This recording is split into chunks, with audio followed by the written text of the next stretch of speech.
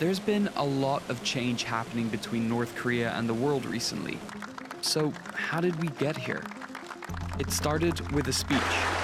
New Year's Day 2018, North Korean leader Kim Jong-un signaled he'd be willing to send athletes to the Winter Olympics in the South.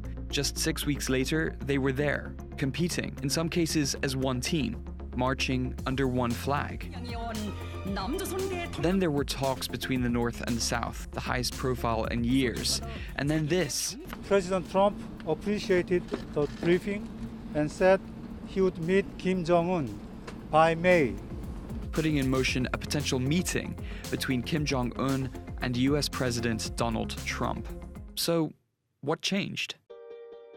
This would have been unthinkable last year when North Korea was launching missiles and testing nuclear devices. That's Will Ripley, an international correspondent with CNN who's reported from North Korea more than a dozen times. Now there's been this breathtaking about-face. Kim Jong-un wants to stay in power for many decades to come. And in order to do that, he feels that right now the best course of action is diplomacy. And that's what we're seeing him do. Sanctions impacting trade also seem to be playing a big role here, especially with China on board. According to reports coming out of China and the border between China and North Korea, the trade between the two countries has been decreasing over the last several months, and most people attribute that to sanctions.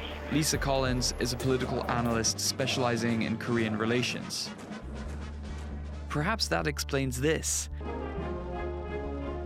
An unprecedented visit by Kim Jong-un to Beijing, his first known trip out of North Korea since becoming leader in 2011. As quickly as things have changed in this direction, we always need to keep in mind they can change in the other direction as well. We have seen this movie play out in the past, where North Korea has opened up after times of tension. Diplomacy has looked very promising, and then the situation has spiraled back downward. Does Kim want more bargaining power or more money flowing into North Korea?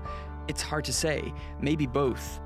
One thing that there's no question about is that North Korean relations have changed. The next question is whether they will last.